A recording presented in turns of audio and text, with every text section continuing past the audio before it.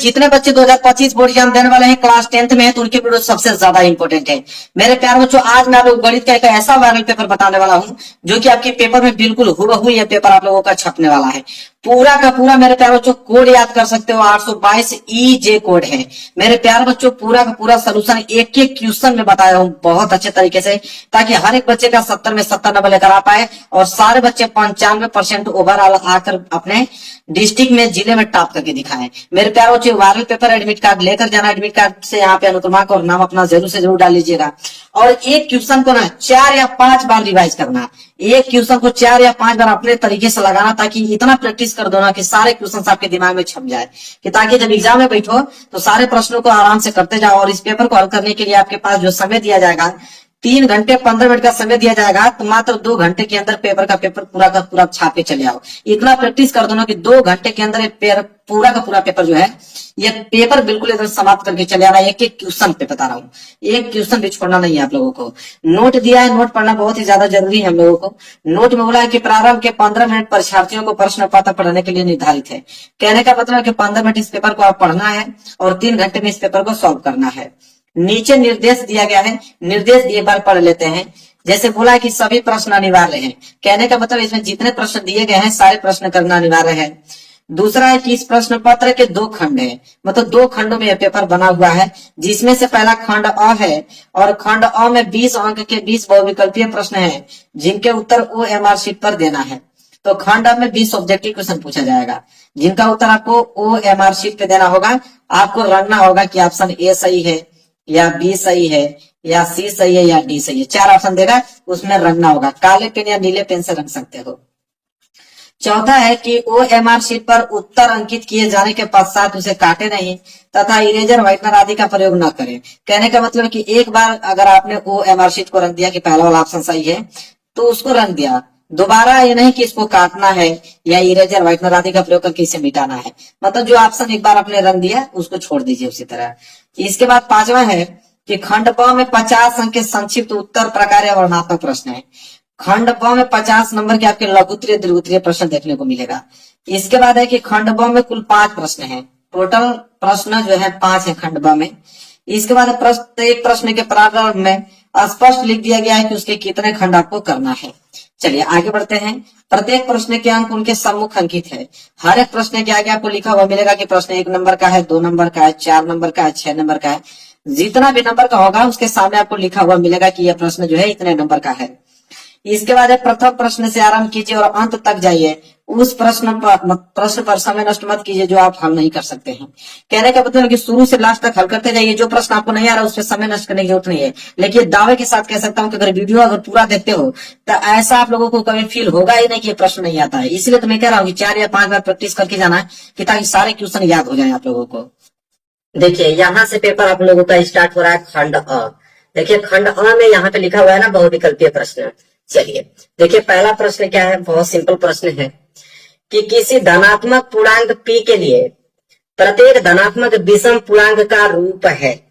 ठीक है, कह रहा है कि कोई धनात्मक पूर्णांक p के लिए प्रत्येक धनात्मक विषम पूर्णांक का रूप होगा। पहला ऑप्शन, दूसरा ऑप्शन, तीसरा ऑप्शन, चौथा ऑप्शन। कहने का मतलब ये है मेरे प्यारे बच्चों कि p बराबर अगर मैं 1 रखूं या p बराबर 2 रखूं या p बराबर 3 रखूं, ठीक है, तो किस ऑप्शन में अगर p का वैल्यू ऐसा रखूंगा कि हमेशा उसका मान क्या आएगा, धनात्मक विषम संख्या ही प्राप्त होगा। ठीक है, तो कौन सा ऑप्शन होगा मेरे प्यारे बच्चों, चलिए हम लोग देख लेते हैं यहाँ पे। तो इसका राइट आंसर होगा मेरे प्यारे बच्चों ऑप्शन नंबर डी। क्या होगा, ऑप्शन नंबर डी। मैं उसको प्रूफ करके दिखाता हूँ आप लोगों को। ठीक है, ऑप्शन डी होगा। अब आप सोचोगे कि ऑप्शन डी क्यों होगा, तो देखो क्या दिया है आपका 2p और प्लस के 1 दिया हुआ है। इसमें p का वैल्यू आप कुछ भी रखो, हमेशा आपको धनात्मक विषम पूर्णांक देखने को मिलेगा। जैसे मैं आप लोगों को प्रूफ दिखा देता हूँ। p बराबर मैं 1 रखता हूँ, तो p बराबर 1 रखूंगा तो हो जाएगा आपका 2 गुणे p का वैल्यू अगर मैं यहाँ पे 1 रख देता हूँ और प्लस में है आप लोगों का 1, तो 2 एकम 2 और प्लस 1, तो 2 और 1 मिलेगा कितना हो जाएगा 3। तो 3 आपका कौन सी संख्या है, विषम संख्या तो है, धनात्मक विषम संख्या। चलो एक एग्जाम्पल और ले लेता हूँ। p बराबर अगर मैं 2 रख देता हूँ तो हो जाएगा आप लोगों का 2 गुणे p की जगह अगर मैं 2 रख दूं तो हो जाएगा 2 और प्लस में यहाँ पे हो जाएगा 1, तो 2 दूनी के 4 और 4 में एक जोड़ोगे तो हो जाएगा 5, और 5 भी कैसी संख्या है, धनात्मक विषम है। तो p का वैल्यू कुछ भी रखो, आपको हमेशा धनात्मक विषम संख्या ही मिलेगा, इसलिए डी वाला ऑप्शन जो है बिल्कुल राइट आंसर हो जाएगा। कोई डाउट आप लोगों को नहीं होना चाहिए। चलिए आगे बढ़ते हैं फटाफट। अगला प्रश्न देखिए। अगला प्रश्न मेरे प्यारों जो ये है दूसरा, कि यदि द्विघात बहुपद आपको दिया हुआ है k-1 फिर गुणे में एक्स स्क्वायर प्लस के एक्स प्लस 1 के शून्यकों में से एक शून्यक -3 है तो k का मान है। अब मेरे प्यारे बच्चों आपको द्विघात बहुपद दिया हुआ है और एक शून्यक आपको मालूम है कि -3 है, तो पूछ रहा है कि k का मान बताइए। तो जब भी आप लोगों का शून्यक देता है मेरे प्यारे बच्चों, ध्यान से सुन लो, तो शून्यक जब भी देता है वो x की वैल्यू होता है। मैं आपको बताता हूँ कैसे हल करोगे इसका, k का वैल्यू कैसे लाओगे। तो जब भी आपको दे कि एक शून्य दिया हुआ है तो समझ लेना कि वो x का वैल्यू दिया है, तो x बराबर आपका क्या हो जाएगा, -3 हो जाएगा। और द्विघात बहुपद आपको क्या दिया हुआ है, यहाँ पर नोट कर लेते हैं, k-1 कोष्टक बंद, इसके बाद क्या है x स्क्वायर प्लस के x, इसके बाद प्लस के 1।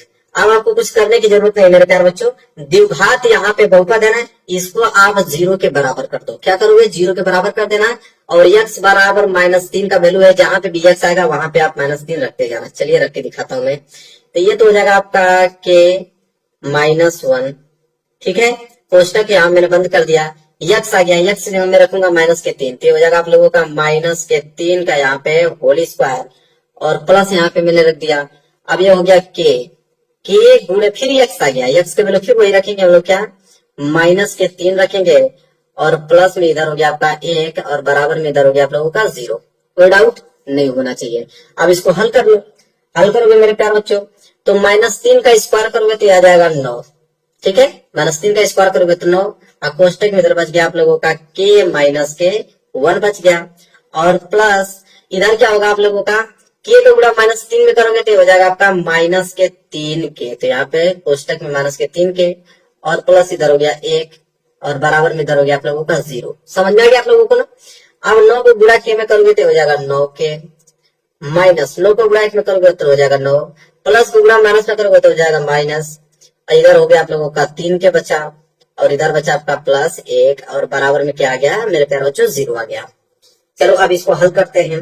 हल करोगे तो -9k, अरे यहाँ पे 9k और -3k, तो 9k में से 3 के घटा दोगे तो बच जाएगा यहाँ पे 6k, और यहाँ पे -9 और +1, तो 9 में से घटाओगे तो बचेगा आपका -8, तो यहाँ पे -8 बराबर हो गया 0। समझ में आ रहा है आप लोगों को ना, बिल्कुल आएगा। इधर हो गया आप लोगों का 6k बराबर -8, उधर दे देंगे तो +8 हो जाएगा। अब यहाँ से k का वैल्यू आप आसानी से निकाल लो, तो हो जाएगा k बराबर 8, 6 गुणा में उधर जाएगा तो 6 भाग में हो जाएगा। आप कटा दो, 2 से घटाओगे तो 2 चौको 8 और 2 से घटाओगे तो 2 3 6, 4/3, तो इधर लिखोगे कि k का वैल्यू जो आ गया मेरे प्यारे बच्चों आ गया 4/3 आ गया, और यही होगा आंसर। चलिए देखते हैं कौन सा ऑप्शन में दिया है 4/3। तो देखिए 4/3 मतलब पहला वाला ऑप्शन, देख लो आप, पहला वाला ऑप्शन दिया ना 4/3, तो यही होगा राइट आंसर, है ना। सिंपल, आप लोगों को एक एक वर्ड आप लोगों को समझ में आ रहा है ना, बिल्कुल आएगा। बस आप बने रहिए, एक भी क्वेश्चन छोड़ेंगे नहीं हम।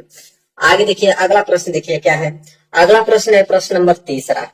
प्रश्न नंबर 3 क्या है कि k के किस मान के लिए समीकरण युग्म, पहला समीकरण है या दूसरा समीकरण है, कह रहा अपरिमित रूप से अनेक हल है।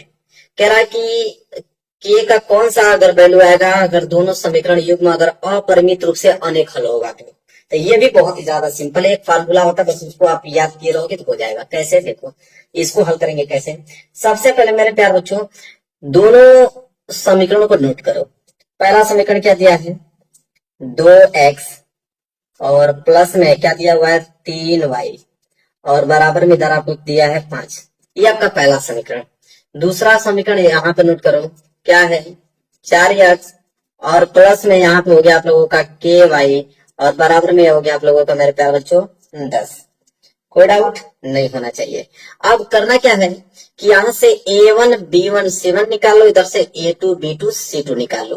तो यहाँ से मेरे प्यारे बच्चों अगर मैं यहाँ से निकालता हूँ, देखो यहाँ से मैं अगर a1 निकालूं तो a1 बराबर क्या आएगा 2, यहाँ से मैं अगर b1 निकालूं तो b1 बराबर क्या आ जाएगा यहाँ पे 3, अगर मैं यहाँ से C1 निकालूं तो C1 बराबर क्या आ जाएगा 5। और ये दूसरा समीकरण है तो यहाँ पे A2 B2 C2 निकलेगा। तो यहाँ से अगर मैं A2 निकालूं तो A2 बराबर आ जाएगा 4। अगर मैं यहाँ से B2 निकालूं तो B2 बराबर क्या आ जाएगा K। और यहाँ से मैं अगर C2 निकालूं तो C2 बराबर आ जाएगा 10। इतना तो आप लोग को मालूम ही होगा, मैं पढ़ते तो इतनी जानकारी होनी चाहिए आप लोगों को। सबका वैल्यू हमने निकाल दिया अलग अलग। हमको क्वेश्चन बोला था कि अपरिमित रूप से अनेक हल है, तो अपरिमित रूप से अनेक हल जब भी होता है मेरे प्यारे बच्चों, तो उसका जो इक्वेशन बनता है वो बनता है A1 बटा के A2 बराबर होता है B1 बटा के B2, और ये भी समीकरण बराबर होता है C1 बटा के C2। यह है आप लोगों का अपरिमित रूप से अनेक हल होने का प्रतिबंध। ठीक है, याद रहेगा तभी कर पाओगे। तो इसको आपने नोट कर लिया। अब बस वैल्यू आप लोगों को रखना है। चलिए मैं वैल्यू रख दिखाता हूँ। A1 तो A1 का वैल्यू 2 दिया तो आप क्या रखोगे 2 बटे A2 का वैल्यू 4 दिया तो आप क्या रखोगे 4 बराबर लगा दो। B1 का वैल्यू 3 दिया है तो 3, और B2 का वैल्यू क्या दिया है तो यहाँ क्या रखोगे K रखोगे बराबर। C1 का वैल्यू आप 5 रखोगे और C2 का वैल्यू आप क्या रखोगे 10 रखोगे। अब मेरे प्यारे बच्चों आप इसको हल कर लो, ज्यादा दूर जाने की जरूरत नहीं है। इसको आप 5 बटे 10 को छोड़ दो, आप चाहोगे तो बस इतना में ही कर दोगे आंसर। कैसे देखो, K का गुणा 2 में करोगे तो यह हो जाएगा आप लोगों का 2K होगा ना, और बराबर 4 गुणा 3 में करोगे तो 4 3 12 होता है। तो यहाँ से K का वैल्यू आराम से निकल जाएगा। तो K बराबर क्या हो जाएगा 12 बटे के 2। ठीक है, 12 बटे के 2 हो गया। अब मेरे प्यारे बच्चों यहाँ से आप क्या करोगे, काट लो। 2 से कटाओगे 12 को तो K बराबर क्या आ जाएगा 2 6 के 12। तो K का वैल्यू क्या आ गया 6। यही पूछा था K का वैल्यू। अब देख लो कितना सिंपल है। तो K बराबर क्या है आप 6, मतलब डी वाला ऑप्शन है ना। सिंपल आप लोगों को पता है। कोई डाउट आपको हो रहा है? बिल्कुल नहीं, एक एक वर्ड आप लोगों को अच्छे तरीके से समझ में आ रहा होगा। चलिए आगे बढ़ लेते हैं। अगला प्रश्न देखिए। अगला प्रश्न मेरे प्यारे बच्चों प्रश्न नंबर 4 क्या है कि यदि 1 बटे यक्स स्क्वायर माइनस 2 बराबर 1 बटे 7 तो यक्स का मान क्या होगा। ये भी प्रश्न बहुत ज्यादा सिंपल है। कैसे हल करोगे, सबसे पहले इसको नोट करोगे। यहाँ पे क्या दिया हुआ है 1 बटे के यक्स स्क्वायर और माइनस के 2 दिया हुआ है, और बराबर इधर आप लोगों का 1 बटे के क्या दिया हुआ है 7 दिया हुआ है।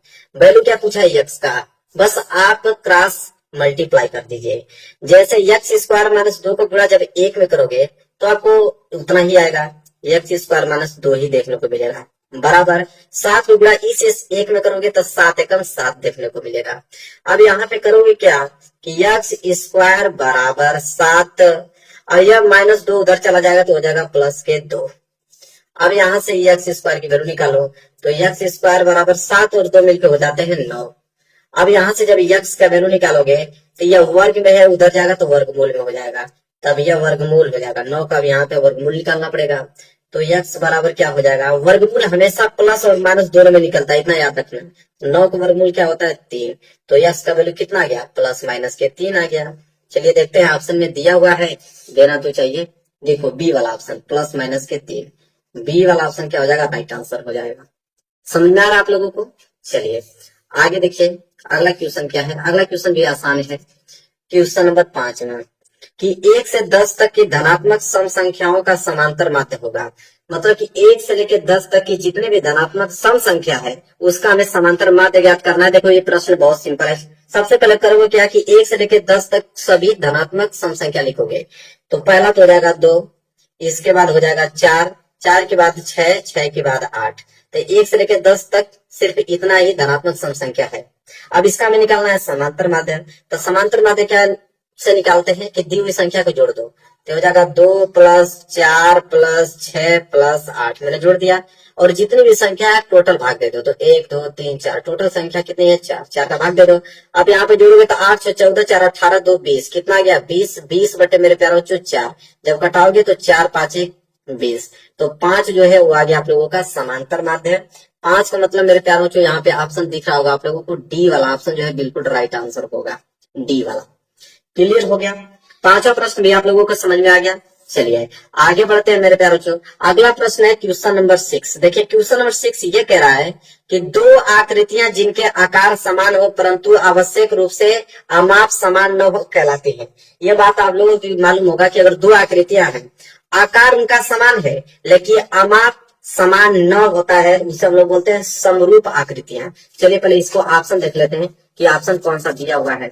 देखो इधर ऑप्शन दिया हुआ है, 4 ऑप्शन दिया हुआ है, तो उसे क्या बोलते हैं, समरूप आकृतियां दिया है। देखिए सी वाला ऑप्शन, तो ये परिभाषा ही आप लोगों को सिर्फ पूछ दिया है। चलिए क्लियर हो गया। आप देखिए 7वां प्रश्न यहाँ पे। 7वां प्रश्न क्या है कि बिंदुओं 5,0 और -12,0 के बीच की दूरी है। मतलब कि दो बिंदुओं के बीच की दूरी ज्ञात करना है और 2 बिंदु दिया हुआ है हमको। क्या दिया हुआ है चलिए हम नोट कर लेते हैं। देखिए सिंपल है, एक तो पहला बिंदु यहाँ मान लेते हैं, एक दूसरा बिंदु यहाँ मान लेते हैं। आइए इन्हीं दोनों के बीच की दूरी पूछा है, निर्देशांक दिया है। पहला का दिया है 5,0, इसके बाद दूसरा का दिया हुआ है यहाँ पे -12,0 दिया हुआ है। ठीक है, अब इन्हीं दोनों बिंदुओं के बीच की दूरी पूछा है। चलिए देखिए कैसे लगाएंगे। सबसे पहले इसको हम लोग मानेंगे x1 और इसको मान लेंगे हम लोग y1। इससे हम लोग क्या मान लेंगे x2, इस वाले को क्या मान लेंगे y2 मान लेंगे। अब दो बिंदुओं के बीच की दूरी का सूत्र अगर मालूम रहेगा तभी आप इसको हल कर पाओगे। तो दो बिंदुओं के बीच की दूरी का सूत्र नोट करो।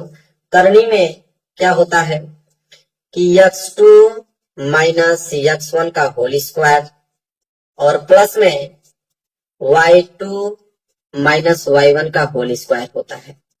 यही फार्मूला होता है दो बिंदुओं के बीच की दूरी का। अब यहाँ पे मेरे प्यारे बच्चों बस वैल्यू पुटअप कर दो, आंसर आपको मालूम चल जाएगा। तो करनी x2 का वैल्यू कितना दिया -12, तो हम लोग लिखेंगे -12। बीच में माइनस लगा तो बीच में माइनस लगा देंगे। x1 का वैल्यू 5 है तो x1 की जगह हम लोग 5 लिखेंगे, कोष्टक बंद, इसका हमने कर दिया स्क्वायर, प्लस y2 का वैल्यू दिया है 0, माइनस y1 का वैल्यू दिया है 0, तो 0 माइनस 0 का क्या कर देंगे हम लोग होल स्क्वायर कर देंगे। फिर यहाँ पे नीचे हम लोग लिखेंगे एक बड़ा सा करनी बनाएंगे, -12 माइनस 5 मिलके हो जाएगा -17, इसका हमने कर दिया होल स्क्वायर और प्लस 0 में से 0 जाएगा तो हो जाएगा 0, तो ये हो जाएगा 0 का होल स्क्वायर। फिर नीचे हम लोग क्या बनाएंगे, करनी बनाएंगे, -17 का होल स्क्वायर करोगे मेरे प्यारे बच्चों तो आ जाएगा 289। ठीक है, और 0 का होल स्क्वायर करो तो 0 ही आएगा, तो जोड़ोगे तो 289 ही आएगा। 289 का वर्गमूल मेरे प्यारे बच्चों क्या होता है 17। 289 का वर्गमूल क्या होता है 17, तो 17 इकाई मेरे प्यारे बच्चों आ गया इन दोनों के बीच की दूरी 17 इकाई। चलिए देखते हैं ऑप्शन में दिया है तो जरूर देगा 17 इकाई का मतलब डी वाला ऑप्शन। देखो डी वाला ऑप्शन जो है बिल्कुल राइट आंसर हो गया। समझ में आ रहा है आप लोगों को, कोई भी दिक्कत हो रहा है बिल्कुल नहीं होगा। ठीक है, 1% दिक्कत नहीं होगा, मेरी गारंटी है, बस आप ध्यान से देखते चलिए। 8वां प्रश्न देखिए क्या है। 8वां है कि यदि 3 cot a बराबर 4 तो sec a का मान होगा। मतलब ये क्वेश्चन भी बहुत ही ज्यादा सिंपल है। कैसे, पहले आप इसको नोट करोगे, क्या है 3 cot a बराबर कितना दिया हुआ है 4 दिया हुआ है। आपसे पूछा है किसका वैल्यू, तो सेक ए का वैल्यू आपसे पूछा हुआ है कि सेक ए का वैल्यू क्या होगा। देखो सबसे पहले आप करोगे क्या मेरे प्यारे बच्चों, यहाँ से कॉट ए का वैल्यू निकाल लो। तो यहाँ से जब आप कॉट ए का वैल्यू निकालोगे तो कॉट ए बराबर क्या हो जाएगा 4, यह 3 गुणा में है तो 3 कहाँ चला जाएगा, भाग में आ जाएगा। क्लियर, चलिए अब देखिए कॉट ए है। ठीक है, तो कॉट ए को हम लोग क्या लिख सकते हैं, कॉट ए को हम लोग लिख सकते हैं 1/10 है। कॉट ए को हम लोग लिख सकते हैं कि नहीं 1/10 है, बिल्कुल लिख सकते हैं। जो लोग त्रिकोणमिति पढ़ेंगे उनको फार्मूला याद होगा। कॉट ए को हम लोग 1/10 ए लिख सकते हैं, बराबर इधर हो गया आप लोगों का 4/3। हमें अगर 10 ए निकालना हुआ, अगर मैं 10 ए को ऊपर कर दूं तो 10 ए जैसे ऊपर जाएगा तो इधर आपका 3 ऊपर चला जाएगा और 4 आपका नीचे चला जाएगा। तो 10 ए का वैल्यू आपको यहां से मालूम चल जाएगा 3/4। क्लियर है। हमें क्या ज्ञात करना है, सेक ए। देखो सेक ए बराबर एक फार्मूला होता है कि सेक ए बराबर करनी में 1 प्लस के 10 स्क्वायर है, एक फार्मूला होता है मेरे प्यारे बच्चों। जो लोग त्रिकोणमिति सर्वसमीका पढ़ेंगे उनको मालूम होगा। तो ये फार्मूला होता है, तो यहाँ पे हम लिखेंगे सेक ए बराबर करनी में यहाँ पे वैल्यू रख दीजिए 1, तो 1 ही रहेगा, प्लस 10 स्क्वायर है तो 10 ए का वैल्यू जितना है उसका स्क्वायर कर दो। तो 10 ए का वैल्यू तो 3/4 आया है, तो यहाँ पे लिखोगे 3/4 और इसका हमें क्या कर दोगे स्क्वायर कर दोगे। तो चलो करोगे तो क्या होगा, यहाँ पे नीचे तो आप लोगों का आ जाएगा सेक ए बराबर, अब एक बड़ा सा हम लोग क्या बनाएंगे, करनी बनाएंगे, और 1 प्लस 3 का स्क्वायर करोगे तो 9/4 का स्क्वायर करोगे तो आ जाएगा आप लोगों का 16 आ जाएगा। इसके बाद फिर नीचे देखोगे आप सेक ए तो सेक ए बराबर एक बड़ा सा करणीय फिर बनाओगे, फिर 16 का गुणा एक में करोगे, 16 एकम 16, 16 और 9 25, तो ऊपर तो 25 आ गया, नीचे आप लोगों का 16 आ गया।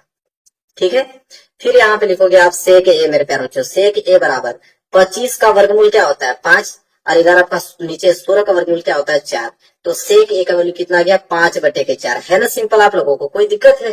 बिल्कुल नहीं। 5/4 देखते हैं ऑप्शन में दिया है, देना ही चाहिए उसको। 5/4 का मतलब बी वाला ऑप्शन देखिए दिया कि नहीं, 5/4 आसानी से हल हो गया, कोई डाउट नहीं होना चाहिए। आगे बढ़ते हैं, अगला देखिए। देखिए अगला प्रश्न है प्रश्न नंबर 9। प्रश्न नंबर 9 मेरे प्यारे बच्चों ये कह रहा है कि एक मीनार की ऊंचाई 20 मीटर है, जमीन पर बनने वाली इसकी छाया की लंबाई जो है 20 सरणी में 3 मीटर है, तो सूर्य का उन्नयन कोण होगा। देखो ये प्रश्न भी बहुत ही ज्यादा सिंपल है। सबसे पहले कह रहा है कि एक मीनार की ऊंचाई, देखो ये धरती है और इस धरती पे यह मीनार क्या है खड़ा हुआ है, ये क्या हो गया मीनार। ठीक है, मीनार को हम लोग मान लेते हैं कि बीसी जो है मीनार है। ठीक है, तो बीसी अगर मीनार है तो जमीन पर बनने वाली इसकी छाया की लंबाई 20 कड़ी में 3 मीटर है। मान लो बीसी अगर इस तरह मीनार खड़ी है तो उसका छाया इस तरह ही बनेगा, तो यह छाया हो गया, इसको पॉइंट पर हमने ए नाम दे दिया। तो बीसी मीनार है और ए बी इसकी छाया है, हमने मान लिया। इसको हम लोग यहाँ से क्या करते हैं मिला देते हैं, तो त्रिभुज बन जाएगा। तो यहाँ बोला है कि मीनार की ऊंचाई, तो मीनार हमने माना है बीसी को, तो मीनार की ऊंचाई क्या है 20 मीटर, तो यहाँ पे लिख लेते हैं मीनार की ऊंचाई 20 मीटर। इसके बाद जमीन पर बढ़ने वाली इसकी छाया की लंबाई, तो छाया हमने माना है ए बी को, जिसकी लंबाई हमको दिया है यहाँ पे 20 करनी में 3, तो 20 करनी में यहाँ पे 3 हमने लिख दिया छाया की लंबाई। ठीक है, यहाँ पे एम लिख देता हूँ मीटर। पूछ रहा है सूर्य का उन्नयन कोण, उन्नयन कोण उसे बोलते हैं जिसमें नीचे से ऊपर देखने पर कोण बनता है, तो यह वाला कोण उन्नयन कोण होगा, थीटा मान लेते हैं, इसी का वैल्यू हमको पूछा है। देखो बहुत ही ज्यादा सिंपल है। यहाँ पे एक त्रिभुज बन गया आप लोगों का, त्रिभुज ए बी सी, तो एक समकोण त्रिभुज हो गया त्रिभुज ए बी सी। तो अब क्या करेंगे हम लोग त्रिभुज ए बी सी में मेरे प्यारे बच्चों हम लोग लगाएंगे 10 ए का वैल्यू, इसलिए लगाएंगे 10 ए का वैल्यू क्योंकि 10 ए बराबर क्या होता है लंब बटे के आधार, तो लंब का वैल्यू हमको दिया है यहाँ पे और आधार का वैल्यू भी दिया है, तो लंब बटे आधार दो ही वैल्यू दिया है, तो 10 में ही होता है। तो यहाँ पर लिखेंगे कि 10 थीटा, क्योंकि 10 थीटा बराबर लंब बटे आधार होता है, तो 10 थीटा बराबर क्या होता है लंब बटे के आधार। ठीक है, तो यहाँ पे मेरे प्यारे बच्चों लिखेंगे 10 थीटा बराबर लंब का वैल्यू कितना दिया है 20 और बटे आधार के वैल्यू कितना दिया है मेरे प्यारे बच्चों 20 करनी में क्या दिया है 3, तो 20 करनी में हम लोग क्या लिख देंगे 3 लिख देंगे। अब करना क्या है सिंपल कटा दो, तो 20 से कम 20, आइए भी 20 से कम 20, 20 से 20 कैंसिल हो गया, तो इधर बचेगा आप लोगों का 10 थीटा बराबर, ऊपर तो आपका बच गया 1, अब 1 का गुणा करने में 3 करोगे तो करनी में 3 ही आएगा, तो 10 थीटा बराबर क्या गया 1 बटे करनी में 3 आ गया। क्लियर है, चलिए अब यहाँ पे आप लिखोगे 10 थीटा। अब मेरे प्यारे बच्चों 10 कितना अंश का मान 1 बटे करनी में 3 होता है, तो आप कहोगे कि सर 10 30 अंश का मान, 10 30 अंश का मान 1 बटे करनी में 3 होता है, तो 1 बटे करनी में 3 की जगह हमने क्या लिख दिया 10 30 अंश, कोई दिक्कत नहीं। अब यहाँ से 10 से 10 क्या कर दोगे काट दोगे, इधर बच गया थीटा, इधर बच गया आप लोगों का 30 अंश, और थीटा का ही वैल्यू पूछा था, तो सूर्य का उन्नयन कोण कितना आ गया 30 अंश आ गया मेरे प्यारे बच्चों। देख लो यहाँ पे 30 अंश का मतलब क्या होता है बी वाला ऑप्शन, देखो 30 अंश का मतलब बी वाला ऑप्शन जो है बिल्कुल राइट आंसर हो गया। कोई डाउट है आप लोगों को? बिल्कुल नहीं। कोई भी डाउट होगा कमेंट करके आप हमसे तुरंत पूछिएगा, मैं तुरंत आपको बता दूंगा। अगला प्रश्न देखिए प्रश्न नंबर 10वां। प्रश्न नंबर 10वां क्या मेरे प्यारे बच्चों, देखो ये भी प्रश्न प्यारा है कि द्विघात समीकरण 3x² - 6x + 4 बराबर 0 का विविधकर है। अब मेरे प्यारे बच्चों एक ही फार्मूला होता है विविधकर का, अगर विविधकर का फार्मूला आपको मालूम है तो आप इस क्वेश्चन को आसानी से कर पाओगे। विविधकर को हम लोग डी से डिनोट करते हैं, तो डी बराबर मेरे प्यारे बच्चों b² - 4ac, यही फार्मूला होता है विविधकर का। इसको आप दिमाग में बैठा लो, कभी भी विविधकर पूछेगा यही फार्मूला लगाना है आप। अब यहाँ पे आप इस द्विघात समीकरण को नोट करो, क्या है 3x² - के 6x + के 4 बराबर 0। यहाँ से आप एबीसी का वैल्यू निकाल लो, तो ए बराबर क्या होगा ए बराबर 3 होगा, बी बराबर क्या होगा बी बराबर -6 होगा, और सी बराबर आपका 4 हो गया। इतना तो आप लोगों को मालूम ही है, बस आप इसमें रख लो। तो डी बराबर हमें विविधकर चाहिए, तो डी बराबर b², तो b का वैल्यू हमारे पास क्या है -6, तो -6 का मैंने होल स्क्वायर कर दिया, फिर माइनस 4 गुणे ए का वैल्यू कितना दिया है 3, फिर सी का वैल्यू कितना दिया है 4 दिया है। अब इससे लगाओगे तो डी बराबर क्या आ जाएगा, -6 का होल स्क्वायर करोगे तो आ जाएगा प्लस के 36, अब -4 3 12 और 12 चौका 48, ये हो गया 48। तो यहाँ से डी बराबर क्या होगा मेरे प्यारे बच्चों, 36 - 48, इसका मतलब क्या होता है -12 बचेगा, -12। तो विविध कर क्या आ गया, डी बराबर -12, यही ऑप्शन में होगा, वही जो राइट आंसर होगा। तो -12 का मतलब देखो यहाँ पे दिया हुआ है, सी वाला ऑप्शन जो है बिल्कुल राइट आंसर हो गया। देखो कितना सिंपल है ना, सिंपल, बहुत ही ज्यादा सिंपल है मेरे प्यारे बच्चों। आगे देखो, आगे अगला प्रश्न तो फार्मूला से ही पूछ लिया है। क्या पूछा है देखो, कह रहा है कि त्रिज्या आर के एक वृत्त के कोण थीटा वाले त्रिज्यखंड के संगत चाप की लंबाई है। इसका कहने का मतलब है मेरे प्यारे बच्चों कि एक आप लोगों का वृत्त है, ठीक है, और यहाँ पे इसका केंद्र है, और यहाँ पे मैंने एक त्रिज्या ले लिया, यह आपका आर त्रिज्या है, आपका आर त्रिज्या है, ये बीच वाला कोण क्या है थीटा है, ठीक है, इसको मैंने ए मान लिया, इसको हमने बी मान लिया। तो कह रहा संगत चाप की लंबाई, मतलब यहाँ से ए से लेकर और यहाँ तक बी तक, यही है संगत चाप की लंबाई। अगर इसको ज्ञात करना होगा तो इसका फार्मूला क्या होता है, तो इसका फार्मूला मेरे प्यारे बच्चों होता है थीटा बटे 360 2πr। देखिए कहीं दिया हुआ है, बिल्कुल दिया हुआ है, सी वाला ऑप्शन, थीटा बटे 360 2πr। तो जब भी इस प्रकार के क्वेश्चन आया संगत चाप की लंबाई पूछे तो यही फार्मूला लगाओगे तो आसानी से आप लोगों का आंसर मिल जाएगा, है ना, सिंपल। चलिए अगला प्रश्न देखिए, प्रश्न नंबर 12। प्रश्न नंबर 12 के अंदर प्यारे बच्चों ये भी बहुत ही सिंपल ही प्रश्न है। दिया है कि 1/2 सेंटीमीटर व्यास वाले किसी ठोस अर्धगोले का संपूर्ण पृष्ठीय क्षेत्रफल होगा, 1 नंबर के लिए प्रश्न है। तो यहाँ पे मेरे प्यारे बच्चों 1/2 सेंटीमीटर व्यास वाला किसी ठोस अर्धगोले का संपूर्ण पृष्ठीय क्षेत्रफल पूछा है। तो देखो व्यास दिया है अर्धगोले का, हमें अर्धगोले का क्या निकालना पड़ेगा, त्रिज्या, ठीक है। तो त्रिज्या आर बराबर क्या होता है, तो त्रिज्या जो होता है वो व्यास की आधी होता है, त्रिज्या क्या होता है, व्यास का आधा होता है, तो व्यास बटे 2, तो हो जाएगा आर बराबर व्यास तो दिया ही है 1/2, तो 1/2 और नीचे आपका क्या है 2 है, तो इसको हल करोगे तो आर बराबर 1/, ये नीचे गुणा हो जाता है तो 2 दूनी के 4, तो त्रिज्या आपका आ गया 1/4 सेंटीमीटर। अब आपसे पूछा है कि अर्धगोले का संपूर्ण पृष्ठीय क्षेत्रफल, तो अर्धगोले का संपूर्ण पृष्ठीय क्षेत्रफल का फॉर्मूला होता है मेरे प्यारे बच्चों के 3πr²। यहाँ पे लिख लीजिएगा अर्धगोले का संपूर्ण पृष्ठीय क्षेत्रफल बराबर 3πr², ठीक है। तो ये आपका हो जाएगा 3π, ठीक है, और आर का वैल्यू दिया है 1/4, जो कि इसका हमें क्या करना है, स्क्वायर करना है, ठीक है। तो स्क्वायर करोगे तो ये हो जाएगा 3π गुणे 1 का स्क्वायर करोगे तो 1, और 4 का स्क्वायर करोगे तो आ जाएगा मेरे प्यारे बच्चों 16 आ जाएगा, ठीक है। तो इसको हम लोग ऐसे लिख सकते हैं 3/16, अब पाई को अलग कर दो, पाई। अब यहाँ पे आप क्षेत्रफल निकाल रहे हो तो क्षेत्रफल हमेशा सेंटीमीटर स्क्वायर में निकलता है, तो 3/16 पाई सेंटीमीटर स्क्वायर। अब आप सोचोगे कि पाई को मैंने क्यों नहीं 22/7 रखा इसका मान, तो पाई का मान इसलिए 22/7 नहीं रखा हूं क्योंकि ऑप्शन पाई में ही दिया हुआ है, ऑप्शन पाई में दिया हुआ था, इसलिए हमने उसको चेंज नहीं किया। तो 3/16 पाई कहाँ गया, 3/16 पाई सेंटीमीटर स्क्वायर, बी वाला ऑप्शन जो है राइट आंसर हो जाएगा। समझ में आ गया आप लोगों को, कोई डाउट, बिल्कुल हुआ ही नहीं होगा। आगे बात कर लेते हैं, देखिए प्रश्न नंबर 13। अब प्रश्न नंबर 13 क्या है, यहाँ से पढ़ते हैं, इसको हल करते हैं। 1 से 15 तक की सम संख्याओं का समांतर माध्य होगा। तो सबसे पहले 1 से 15 तक की जितने भी सम संख्या है उसको नोट कीजिए, इसके बाद समांतर माध्य निकालने का हमने शुरू में एक सवाल बताया था आप लोगों को, क्वेश्चन दिया गया था।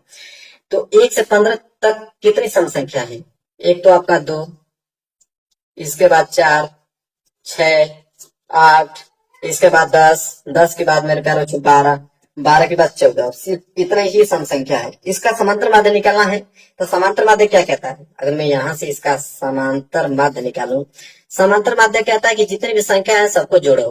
तो यहाँ पे 2 + 4 + 6 + 8 + 10 + 12 + 14 हमने जोड़ दिया। फिर कहता है कि बटे में जितनी भी संख्या उसका भाग दे दो, तो 1 2 3 4 5 6 7 टोटल कितनी संख्या है 7, हमने उसका भाग दे दिया। चलो अब जोड़ो, अब जोड़ोगे मेरे प्यारे बच्चों तो कितना आ जाएगा, 4 2 6 6 6 12 12 8 20 20 10 30 और 30 10 40 2 42 और 42 और 14 कितना हो जाएगा आप लोगों का 56। तो ये हो जाएगा आप लोगों का 56/7 और 7 × 8 = 56, 8 आ गया, और 8 ही समांतर माध्य कहलाएगा। 8 का मतलब देखते हैं कौन सा ऑप्शन दिया है। देखिए 8वें का मतलब बी वाला ऑप्शन दिया है कि नहीं, बी वाला ऑप्शन इसका राइट आंसर हो जाएगा।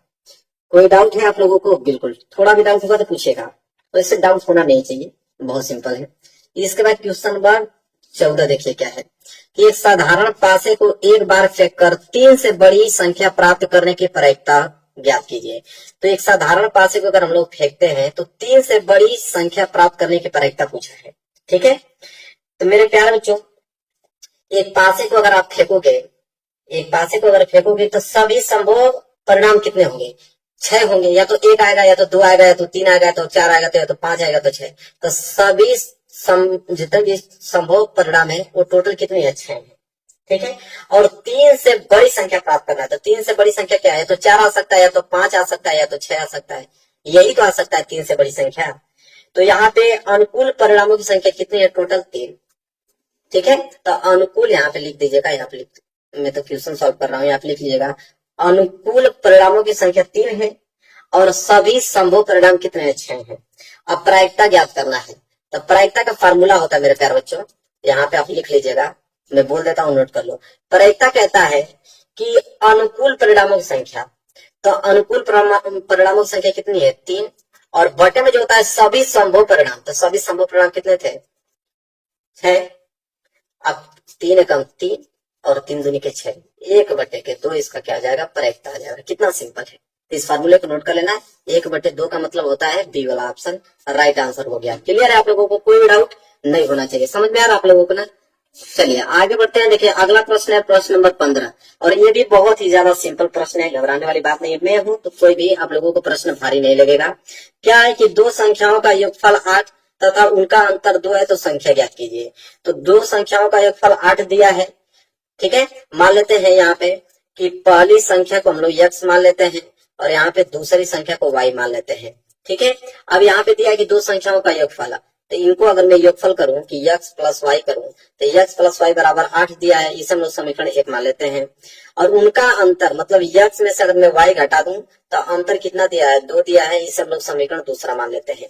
अब इसको मेरे प्यारे बच्चों हल कर दो डायरेक्ट यहाँ पे, तो एक प्लस में एक माइनस है, तो लिख दो जोड़ने पे। जोड़ने पे क्या होगा कि plus y minus y cancel हो जाएगा, x मिलके हो जाएगा यहाँ पे 2x बराबर 8 और 2 मिलके हो जाएंगे 10। यहाँ से x बराबर हो जाएगा आप लोगों का 10/2, और कटा दोगे 2 से तो x बराबर 2 5 है 10। तो x का वैल्यू कितना गया मेरे प्यारे बच्चों? 5। अब x का मान किसी भी समीकरण में रख दो, तो x का मान अगर आप पहला में रख रहे हो तो x की जगह आप रखोगे 5 और प्लस यहाँ पे हो जाएगा y बराबर के 8।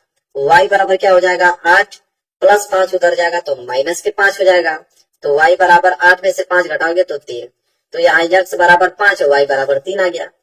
तो यहाँ इसका जो हल होगा मेरे प्यारे बच्चों, तो पहले x लिखते हैं फिर y लिखते हैं। तो x का वैल्यू 5 और y का वैल्यू 3, तो 5 का mat 3 इसका आंसर होगा। देखो दिया है, तो 5 का mat 3 का मतलब बी वाला ऑप्शन जो है बिल्कुल राइट आंसर हो जाएगा क्वेश्चन नंबर 15 का।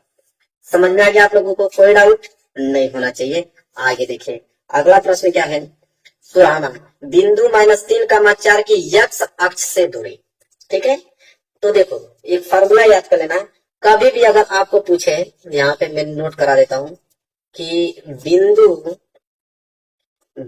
की x अक्ष से दूरी, और जब भी क्वेश्चन में पूछे कि कोई भी बिंदु दे दे, पूछे कि बिंदु की x अक्ष से दूरी क्या होगी मेरे प्यारे बच्चों, तो इसका आंसर आप लिखना है बराबर में। इसका आंसर हमेशा होता है बिंदु y का निर्देशांक। क्या होता है? बिंदु y का निर्देशांक ही x अक्ष की दूरी कहलाता है।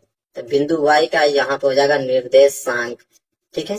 अब देखिए यहाँ पे क्या दिया है? -3 का mat 4, तो -3 तो x कहलाता है, 4 आपका y कहलाता है। तो y का निर्देशांक कितना दिया है? 4, तो 4 ही इसका क्या हो जाएगा? राइट आंसर हो जाएगा मेरे प्यारे बच्चों। समझ में आ गया आप लोगों को? 4 का मतलब क्या हो जाएगा? यहाँ पे सी वाला ऑप्शन इसका राइट आंसर हो जाएगा। क्लियर है? तो जब भी बिंदु x अक्ष से दूरी पूछे तो आप हमेशा y का निर्देशांक ज्ञात कीजिएगा। अगर आपका बिंदु y अक्ष से दूरी पूछ दे तो यहाँ पे बिंदु x का निर्देशांक हो जाएगा, जस्ट उल्टा होता है, इतना बात आप ध्यान में रखिएगा। आगे देखिए अगला प्रश्न क्या है? अगला प्रश्न नंबर है 17वां प्रश्न। 17वां प्रश्न है कि एक द्विघात बहुपद जिसके शून्य 5 और 3 है। तो यहाँ पे द्विघात आप लोगों को बताना है कि द्विघात समीकरण कैसे बनेगा, द्विघात बहुपद। तो यहाँ पे एक शून्य 5 है, एक शून्य -3 है। तो दो शून्य दिया है, पूछा है कि द्विघात बहुपद बना के दिखाइए, तो इसका एक फार्मूला होता है। चलिए इसका फार्मूला देख लेते हैं, यहाँ पे नोट कर लो। जब भी आपको शून्य दे के पूछेंगे द्विघात बहुपद क्या होगा, तो इसका फार्मूला चलता है मेरे प्यारे बच्चों। तो यहाँ पे चलता है कि द्विघात बहुपद बराबर, यहाँ पे नोट कर लो, जब भी आपको शून्य देके द्विघात बहुपद पूछे तो कौन सा फार्मूला लगाओगे। तो द्विघात बहुपद कैसे निकाला जाता है मेरे प्यारे बच्चों, इसको नोट करो। एक्स स्क्वायर माइनस के शून्यकों का योग क्या होता है, एक्स स्क्वायर माइनस के शून्यकों का योग कोष्टक में, दोनों शून्यकों का यहाँ पे योग कर दोगे, जोड़ दोगे। इसके बाद यहाँ पे कोष्टक हो जाएगा बंद, फिर यहाँ पे एक्स की मल्टीप्लाई करोगे और फिर प्लस में लिखोगे शून्यकों का गुणनफल, शून्यकों का गुणनफल। यह फार्मूला आपको याद रहेगा तभी आप लगा पाओगे, शून्यकों का गुणनफल। अब देखिए कितना सिंपल है, पहला शून्य 5, दूसरा शून्य -3 दिया है, तो यहाँ हो जाएगा आप लोगों का एक्स स्क्वायर माइनस के शून्यकों का योग, मतलब कि 5 में आपको जोड़ना है -3 को। इसके बाद कोष्टक बंद, फिर एक्स प्लस शून्यकों का गुणनफल, शून्यकों का गुणनफल का मतलब कि 5 गुणे माइनस के क्या हो जाएगा 3 हो जाएगा। ठीक है, चलिए अब इसको हल करोगे तो क्या हो जाएगा आप लोगों का, ये हो जाएगा एक्स स्क्वायर और माइनस तो यहाँ पे है, माइनस लगा दो, कोष्टक में 5 और प्लस को गुणा माइनस में करोगे तो हो जाएगा -3, कोष्टक बंद एक्स, और यहाँ हो जाएगा 5 3 15 -15। अब ये -15 इसमें गुणा होगा तो ये हो जाएगा आप लोगों के, प्लस को माइनस कर देगा तो हो जाएगा -15। अब ये हो जाएगा, इसको हल करोगे तो हो जाएगा आपका एक्स स्क्वायर माइनस के 5 में से 3 जाएगा तो हो जाएगा 2, 2 को गुणा एक्स में करोगे तो हो जाएगा 2x और -15। तो एक्स स्क्वायर माइनस के 2x माइनस के 15 देखिए दिया है, एक्स स्क्वायर माइनस के 2x और माइनस के 15 का मतलब देखो सी वाला ऑप्शन दिया है कि नहीं, एक्स स्क्वायर माइनस के 2x माइनस के 15। तो अगर ये फार्मूला मालूम है आप लोगों को तो आसानी से आप द्विघात बहुपद ज्ञात कर लोगे, अगर आपको शून्य दिया हुआ है तो। चलिए आगे देख लेते हैं, प्रश्न नंबर 18। प्रश्न नंबर 18 है कि 2x प्लस 3y बराबर 18 और x माइनस 2y बराबर 2 को हल करने पे हमें प्राप्त होगा। ये प्रश्न भी बहुत ही ज्यादा क्या है, सिंपल है। चलिए मैं इसको हल करके आपको बताता हूँ कैसे इसको हल करोगे आप। सबसे पहले क्या करोगे कि दोनों जो भी आपको समीकरण दिया दोनों को नोट करोगे। पहला है आप लोगों का 2x प्लस 3y बराबर 18, ये आपका पहला हो गया। दूसरा आपको दिया है x माइनस के 2y बराबर 2, ये हो गया समीकरण नंबर दूसरा। देखो इस प्रकार के जब भी हल करोगे तो दोनों समीकरणों में से किसी न किसी एक की वैल्यू बराबर होना चाहिए, या तो आप x को बराबर करो या तो आप y को बराबर करो। मेरे प्यारे बच्चों यहाँ पे तो 2x है, यहाँ पे सिर्फ x है। अगर इस वाले समीकरण में अगर मैं 2 का गुणा कर देता हूँ तो ये भी 2x बन जाएगा कि नहीं, बिल्कुल बन जाएगा। तो 2 का गुणा करूंगा दूसरे वाले समीकरण में तो हो जाएगा 2x माइनस 2y को गुणा 2 में करोगे तो 2 दूनी 4y बराबर 2 को गुणा 2 में करोगे तो 4। अब ये नया समीकरण बन गया आप लोगों का 3। अब इसमें भी 2x है, इसमें भी 2x है, अब इसको हल कर दोगे तो पहला समीकरण आप नोट करोगे क्या है, 2x प्लस 3y बराबर के 18, ये समीकरण पहला हो गया। इसके नीचे तीसरा समीकरण लिखोगे 2x माइनस के 4y बराबर के 4, ये हो गया समीकरण नंबर मेरे प्यारे बच्चों तीसरा। ठीक है, अब इसको हल करना है। अब मेरे प्यारे बच्चों ध्यान से आप लोग समझिएगा, ये भी प्लस 2x है, ये भी प्लस 2x है। जब दोनों प्लस में होता है ना तो यहाँ पे क्या करते हैं, लिखते हैं घटाने पे। जब दोनों प्लस में होता है तो लिखते हैं घटाने पे। घटाने पे चिन्ह जो होता है चेंज हो जाता है नीचे वाले का, ये प्लस है तो माइनस में, ये माइनस है तो प्लस में, ये भी प्लस है तो माइनस में। अब नए चिन्ह से तुलना करते हैं, ये अब यह बन गया -2x, ये हो गया +2x। अब ये दोनों क्या हो जाएंगे, कैंसिल हो जाएंगे। अब ये हो गया +3y, ये हो गया +4y, दोनों जोड़ के हो जाएंगे 7y। क्या हो जाएंगे 7y बराबर, ये +18 या -4, तो 18 में से 4 घटाओगे तो हो जाएगा 14। कितना बचेगा, 14 बचेगा। अब यहाँ से y को वैल्यू निकालोगे तो y बराबर क्या आ जाएगा मेरे प्यारे बच्चों, 14 बटे के कितना नीचे हो जाएगा 7। अब काटा तो 7 दूनी के 14, तो y बराबर क्या आ जाएगा 2। अब y बराबर मेरे प्यारे बच्चों 2 आ गया। अब y का वैल्यू अब किसी में भी रख लो, तो y का वैल्यू अगर हम लोग इसी वाले समीकरण में रख लेते हैं x माइनस 2y बराबर 2 में, तभी भी सही है। समीकरण क्या था, x माइनस 2y बराबर 2। आप किसी में भी रख दो, कोई जरूरी नहीं है, आप जितना भी समीकरण दिया किसी में रखोगे आंसर से मिलेगा आप लोगों का। तो y बराबर 2 रखना है ना, तो ये तो हो जाएगा x माइनस 2 गुणे वाई, वाई की जगह क्या रखोगे 2 बराबर के 2, तो हो जाएगा यक्स माइनस 2 दूनी के 4 बराबर ये हो गया आप लोगों का 2। यहाँ से अगर मैं यक्स की वैल्यू निकालूं, यक्स बराबर क्या हो जाएगा 2, माइनस के 4 उधर जाएगा तो हो जाएगा प्लस के 4। अब ये हो जाएगा आप लोगों का यक्स बराबर 4 और 2 मिलकर हो जाएंगे 6, तो यक्स बराबर 6 और वाई बराबर 2, यक्स बराबर 6 वाई बराबर 2, देखिए दिया है यक्स बराबर 6 वाई बराबर 2, मतलब देखो बी वाला ऑप्शन जो है बिल्कुल राइट आंसर हो गया। कौन सा? बी वाला। क्लियर है आप लोगों को? क्वेश्चन नंबर 18 भी आप लोगों को समझ में आ गया। चलिए आगे देखते हैं। अगला देखिए प्रश्न नंबर 19। प्रश्न नंबर 19 है कि यदि 2 cos 3 थीटा बराबर 1 तो थीटा का मान ज्ञात कीजिए। देखिए ये भी प्रश्न बहुत ज्यादा सिंपल है। पहली बात क्या आप इसको नोट करो, क्या दिया है 2 cos 3 थीटा बराबर 1 दिया हुआ है। आपसे पूछा ये थीटा बराबर क्या होगा, क्वेश्चन मार्क, बताइए। देखो सबसे सिंपल आप करोगे क्या कि यहाँ पे cos 3 थीटा का वैल्यू निकालो, ये हो जाएगा आप लोगों को cos 3 थीटा बराबर 1, गुणा में उधर जाएगा तो 2 भाग में हो जाएगा।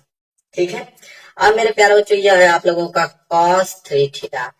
अब 1/2 को हम लोग लिख सकते हैं cos 60 अंश, क्योंकि cos 60 अंश का वैल्यू ही 1/2 होता है।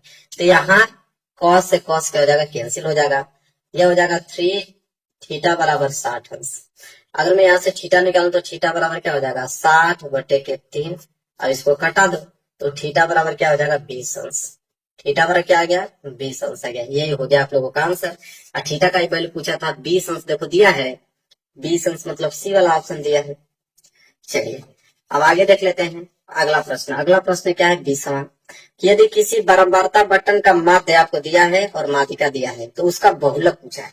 एक फार्मूला होता है मेरे प्यारे बच्चों, आप याद कर लेना कि बहुलक बराबर, यहाँ नोट कर लो कि बहुलक बराबर 3 गुणे माध्यिका, 3 गुणे माध्यिका माइनस 2 गुणे माध्य। यह फार्मूला आपको याद रहेगा तभी आप इस क्वेश्चन को हल कर पाओगे। ठीक है, तो बहुलक पूछा है तो बहुलक बराबर क्या हो जाएगा 3 गुणे माध्यिका, माध्यिका का वैल्यू दिया है आपको 20, और माइनस 2 गुणे माध्य का वैल्यू यहाँ पे दिया है 20.5 दिया हुआ है। जब इसको हल करोगे तो 20 दिया है 60, माइनस 20.5 में 2 को गुणा करोगे तो 20 गुणे के 40 एक 41 हो जाएगा। ठीक है, अब यहाँ 60 में से 41 घटाओगे तो 19, अब 19 से क्या आ गया बहुलक आ गया। सिंपल है, तो 19 बहुलक का मतलब यहाँ पे देखोगे तो सी वाला ऑप्शन जो है बिल्कुल राइट आंसर हो जाएगा। अब मेरे प्यारे बच्चों यहाँ पे हमने खंड अ के 20 ऑब्जेक्टिव बहुत अच्छे तरीके से बता दिया। अब मैं आप लोगों को कल बताऊंगा आप लोगों को खंड ब, और उस वीडियो में पूरे क्वेश्चन खंड ब का बता दूंगा। तो मेरे प्यारे बच्चों इस पेपर को अगर आप तैयार कर लेते हो तो गारंटी है मेरा कि आप लोग 70 में 70 नंबर करके आओगे। जो भी क्वेश्चन बताए वो 1-2 बार घर पे जरूर लगा लीजिएगा। ठीक है, तभी आपकी प्रैक्टिस होगी और तभी आप एग्जाम में एक भी क्वेश्चन भूलोगे नहीं, पूरा का पूरा करके आओगे। वीडियो को लाइक कर देना, चैनल पे नए तो चैनल को जरूर सब्सक्राइब कर लेना। मिलेंगे एक प्यारे से नेक्स्ट वीडियो में, तब तक के लिए धन्यवाद।